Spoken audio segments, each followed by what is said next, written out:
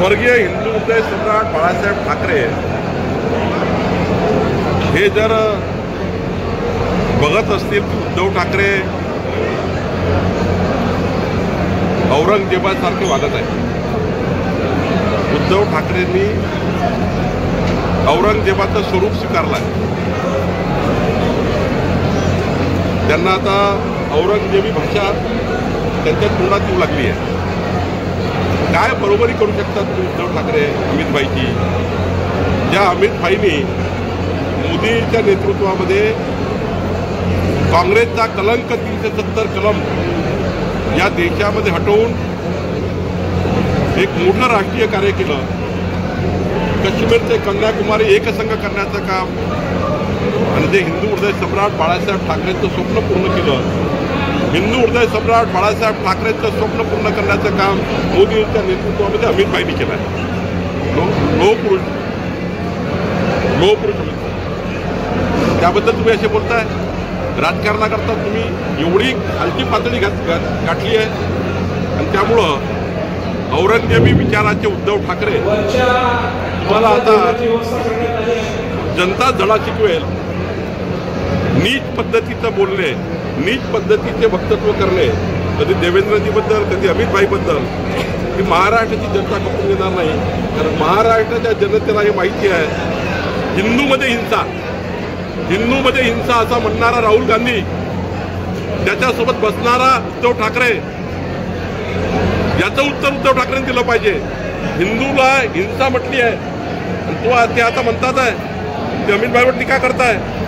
जनता तुम्हाला खराच जाब विचारल्याशिवाय राहणार हॉलमध्ये नाही तर मैदानात होणार आहे असं देखील उद्धव ठाकरे फडणवीसांवरही टीका केली आहे. मी कोणत्याही घटनाला आवाज देत नाही. आरेच्या कार्याचं उत्तर भाजपकडे तयार आहे. आरेचं कार्य उत्तर भाजपकडे तयार आहे.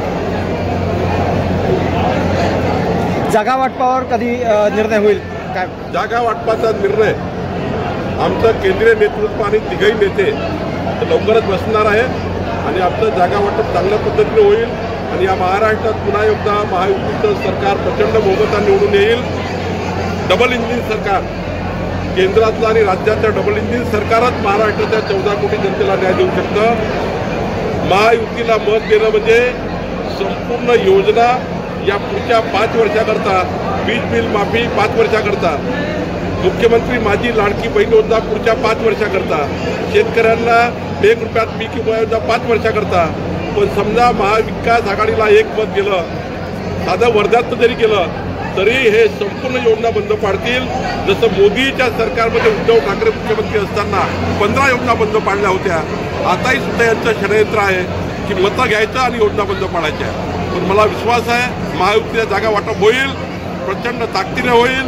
महाराष्ट्रात महायुती होईल आणि 14 कोटी जनतेकरता डबल इंजिन सरकार काम करेल. तरुण आणि महिलांना संधी असणार आहे का? तरुण आणि महिलांना संधी असणार आहे? सरकार राहील असा दावा आता भाजपने केला. काय 2047 पर्यंत 2047 पर्यंत देशामध्ये सरकार असणार आहे. मी हे अभिमानाने सांगत नाही, पण आम्ही ठरलो नाही आहे, शिकलो आहे. या पराभवातनं आम्ही शिकलो आहे. एक तर आम्ही जिंकतो नाही तर शिकतो आहे.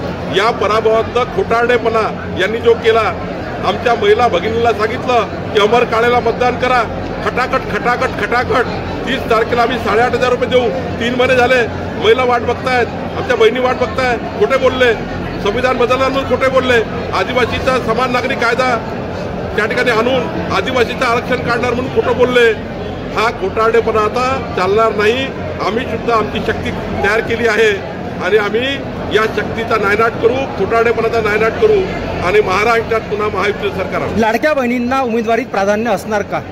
आमच्याकडे महिलांना जास्त, बहिणींना उमेदवारीचं प्राधान्य आहे. आताही आमच्याकडे जास्त महिला भगिनी आमदार आहेत आणि भाजपाचा नेहमीच महिला भगिनींना मोदीजींनी 33% महिला आरक्षणाचा नारा दिला आहे आणि पुढच्या 2029 मध्ये 33% होणारच आहे. पण त्यापूर्वी सुद्धा महिलांना प्राधान्य असणार. महिला उमेदवार जास्तीत जास्त महिला उमेदवार आहेत. काळजी करू.